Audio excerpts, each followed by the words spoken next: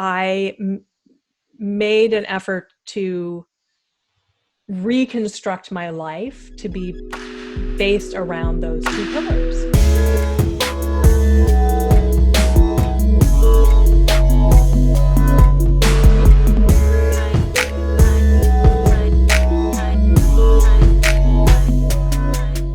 So a lot of the themes of our entire conversation here kind of relates to one of the final questions I had for your career questions. And I know you wrote an entire book about it, and we've already spoken very much, but do you have any closing remarks or advice for other people who are looking to pursue a creative life?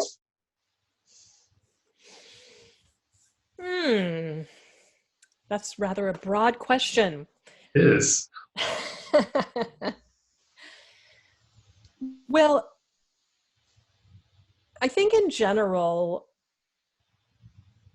I think early in the book I mentioned my golden formula, which is self-awareness plus self-compassion equals the key to everything good.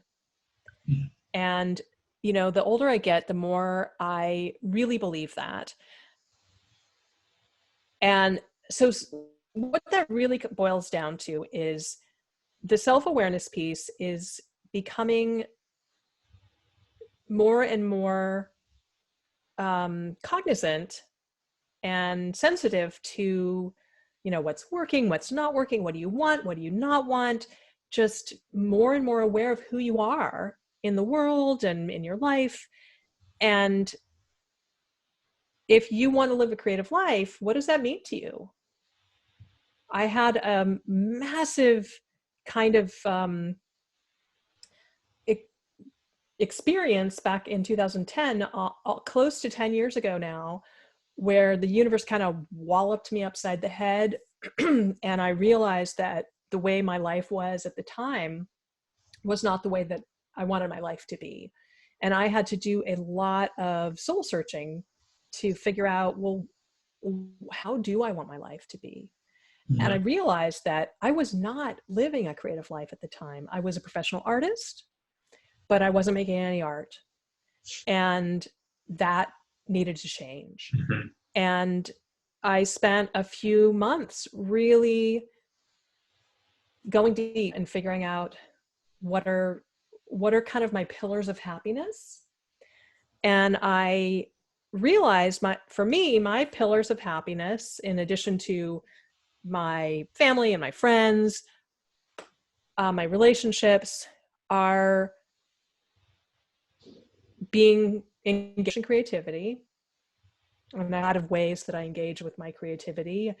I sing, I make visual art, I do improv, I write, I make music in different ways. I'm a passion pluralite, or a multi-passionate, or a Renaissance soul, or whatever. So in some way, being actively doing some kind of creative thing on a regular basis.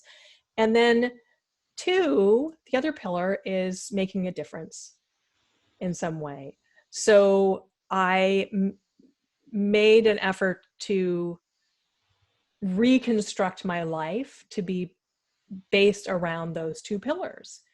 And if you want to be living a more creative life, then I would say, figure out what's important to you. What does that look like to you?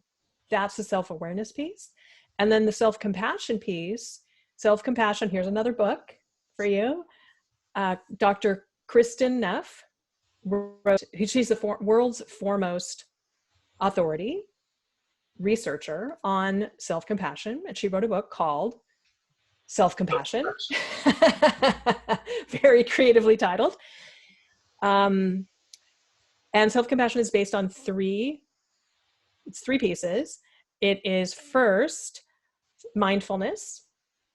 So being able to really be in present time and essentially sort of step outside of the distress of what's happening. 2, an awareness of common humanity, that you're not the only person on the planet who's ever suffered in the way that you're currently suffering. And 3, kindness. So responding to whatever you're experiencing with kindness rather than, beating yourself up for it. So that's, in a nutshell, what self-compassion is. And I highly recommend Dr. Krista Neff's book. It really changed my life.